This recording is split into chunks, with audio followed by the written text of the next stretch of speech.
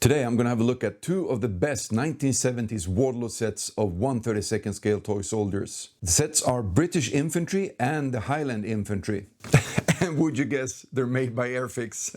Hi, my name is Jerry and I collect 1960s and 70s toys.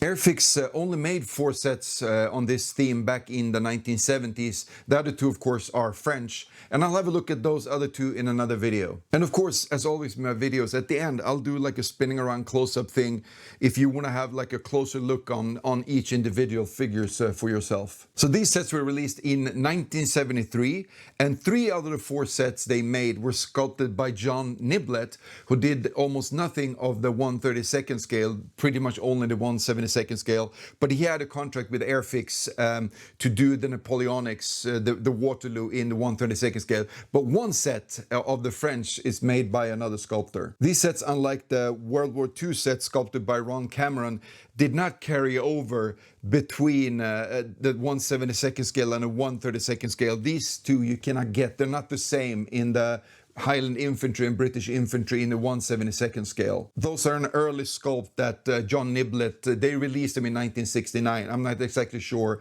when they were sculpted, but somewhere around then. And I think a little bit of the reason why these weren't carried over between that is that the early 1/72nd scale, I think they were sculpted in a very small scale, so they didn't carry over very well. We saw that with the World War II British paratroops. They didn't carry over that well to the 1/32nd scale. So when Airfix decided to make 1/32nd scale Waterloo figures, they had the sculptors just do all new sculpt for these, and it really shows because all 4 sets are really fantastic figures. I never had any of these sets when I was a kid, and it's kind of a shame because I think I would really have liked them. I wasn't into like the Waterloo theme at first.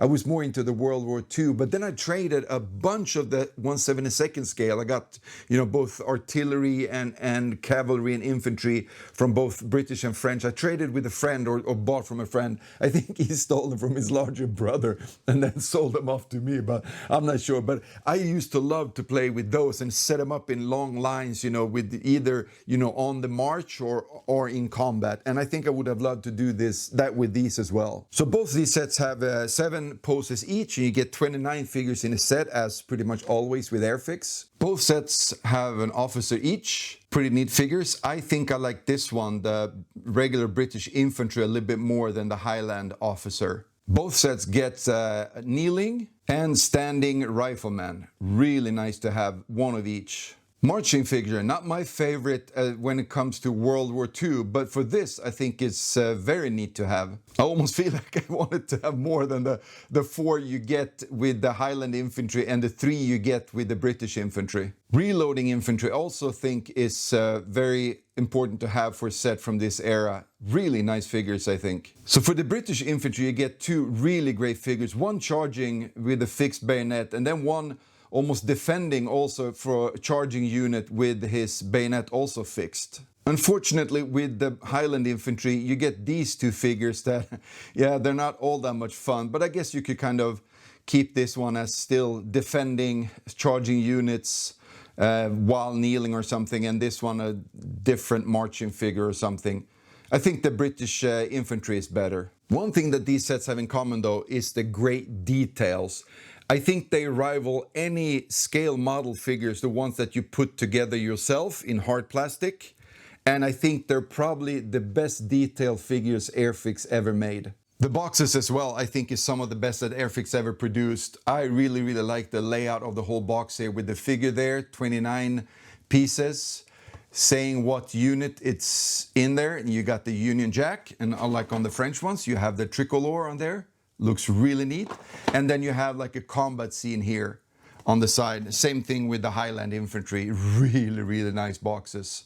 And then the back, of course, is kind of the regular Airfix, but it's really great as well. Painting instructions and the little, figure there so you can see what colors to put where.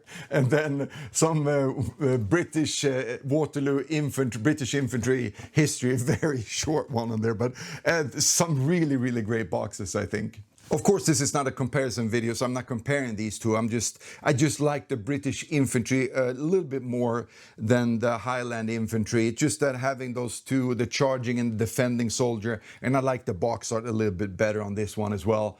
And for the next video, we'll have a look at the two French units as well. But I guess that's it for this video. All that's left are the close-ups. So catch you guys in another video. Cheers.